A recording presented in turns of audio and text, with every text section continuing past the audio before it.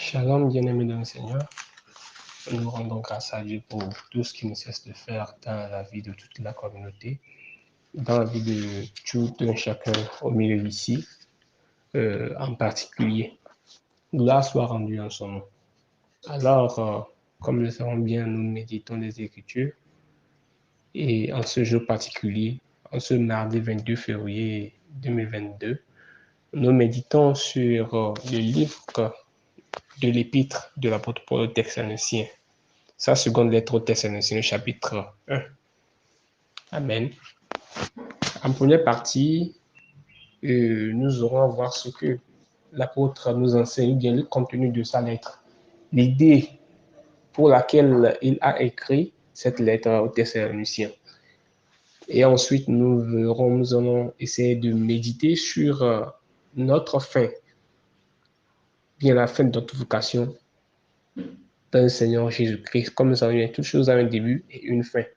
Et Jésus-Christ lui-même, Dieu lui-même, il est quoi? Le premier et le dernier. L'alpha et l'oméga, le commencement et la fin. Donc, notre vocation en lui, peu importe le jour où nous avons pris l'engagement de le servir, et ce jour-là, il y a une fin. Alors là, quelle est notre fin?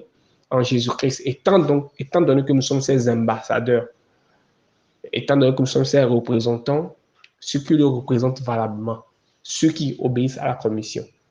Alors, quelle sera notre fin? Donc, avant d'arriver là, nous allons partir du premier point. En ce qui concerne ce que l'apôtre Paul enseigne, ou bien ce à quoi il fait appel aux Thessaloniciens dans cette seconde lettre au premier chapitre. Alors, Paul les exhortait, il les encourageait, ayant reçu témoignage, bien qu'il n'était pas avec eux, ayant reçu témoignage de tout ce qu'ils font dans leur vie, tant qu'au niveau matériel, tant qu'au niveau spirituel. Tout ce qu'ils font, il a eu à écouter et il a rédigé la lettre en précisant le nom de Sylvain. Amen. Donc, il s'agit de l'exhortation de l'apôtre et de son encouragement aux Thessaloniciens en Dieu, leur Père, et en Jésus-Christ, leur Seigneur. Et en Dieu, notre Père, et en Jésus-Christ, notre Seigneur. Amen. Alors, il fait cas de leur foi qui fait de bons progrès. Leur foi qui fait de bons progrès. Comme nous le savons bien, c'est par la foi que nous croyons en Jésus-Christ qu'il est Fils de Dieu et c'est par la foi que nous acceptons marcher avec lui. Nous ne l'avons jamais vu, nous ne l'avons jamais connu, mais par la foi, disons qu'il est Fils de Dieu et il habite dans nos cœurs par la foi. Donc nous agissons par la foi, nous accomplissons des bonnes œuvres par la foi, nous croyons à la vie éternelle par la foi. Donc nous faisons toutes choses par la foi.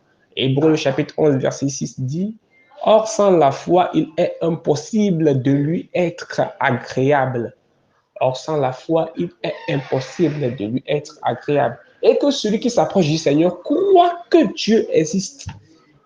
Croit que Dieu existe et qu'il est le rémunérateur de tout ce qui le cherche. Amen. Alors, cette foi, leur foi fait de bons progrès. Et aussi, leur charité augmente de plus en plus. Leur charité, la charité, c'est le bon cœur que nous avons, des bonnes œuvres que nous produisons qui viennent du cœur.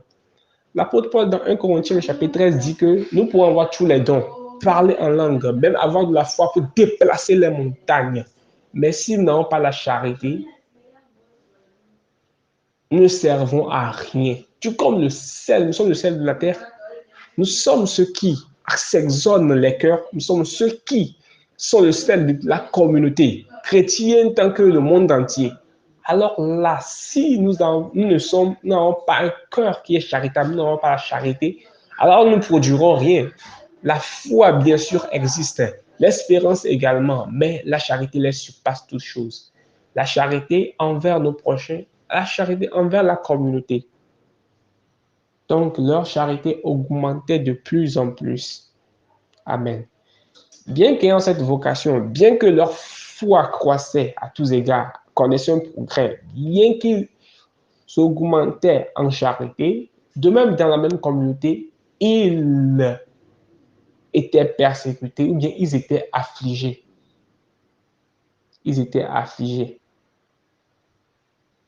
Alors, ces afflictions se révèlent sur divers points, à savoir les persécutions, d'abord, des faux témoignages, des calomnies de part et d'autre.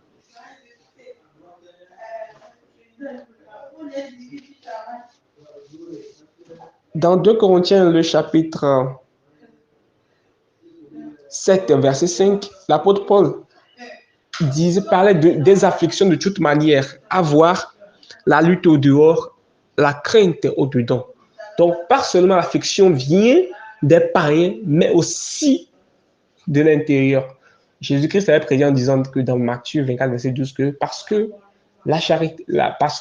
l'iniquité se sera accrue, la charité du plus grand homme se refroidira. Alors, quelle était la position des Thessaloniciens en face de ces afflictions, bien en face de ces durs moments qu'ils connaissaient, bien que leur charité augmentait et que leur foi croissait?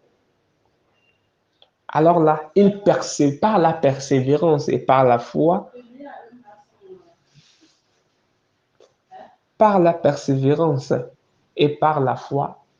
ils rendaient toujours témoignage, ils croissaient.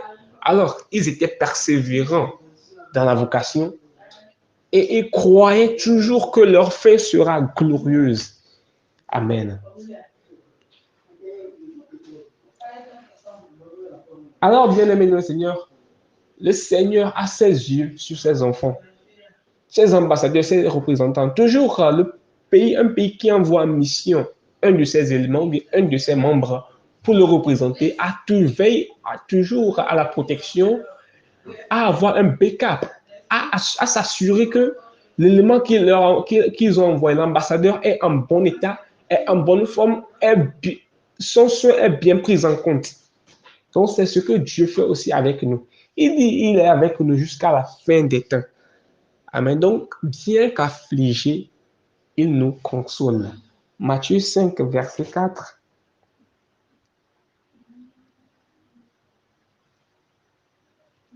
Heureux les affligés, car ils seront consolés. Amen. Heureux les affligés, car ils seront consolés. Et Dieu dit, qui ne laissera pas ceux qui nous affligent comme ça, il ne leur laissera pas comme ça, mais il leur rendra l'affliction. Il leur rendra l'affliction. Il leur rendra l'affliction.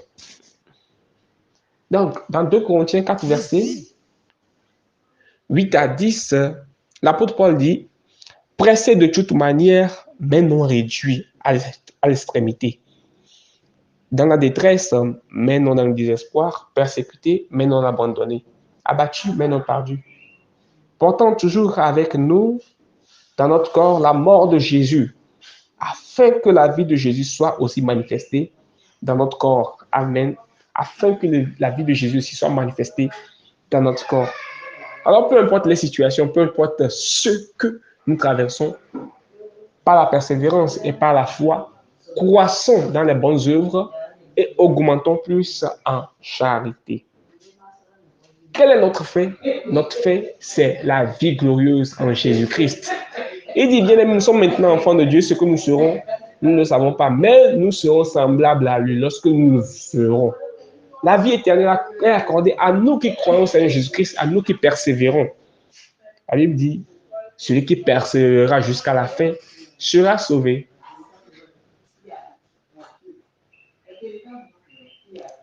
Alors, notre persécution est une preuve du juste jugement de Dieu.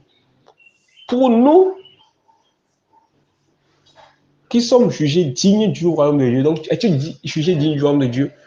La persécution, l'affliction font partie du parcours, font partie du chemin. La voie étroite, elle est serrée, pleine de plaies d'affliction, de brûlures, de feu. Mais la fin, c'est une fin glorieuse. Amen. Mais pour les méchants, pour ceux qui nous affligent, le fait, c'est le feu éternel. C'est le feu éternel. C'est le feu éternel. L'Akehem. Parce qu'ils n'ont pas cru au Seigneur Jésus-Christ et ne croient pas en ce que Dieu a mis en nous, à nous bien, à nous qui œuvrons pour le Seigneur Jésus-Christ. Donc, croyons au Seigneur Jésus-Christ et nous serons sauvés, nous et notre famille. Que Dieu nous bénisse de tous côtés et qu'il soit avec nous, que sa main protectrice soit avec nous et qu'il nous élargisse à tous égards afin que notre foi augmente, progresse et que nous augmentons en bonnes œuvres dans la charité. Amen, amen.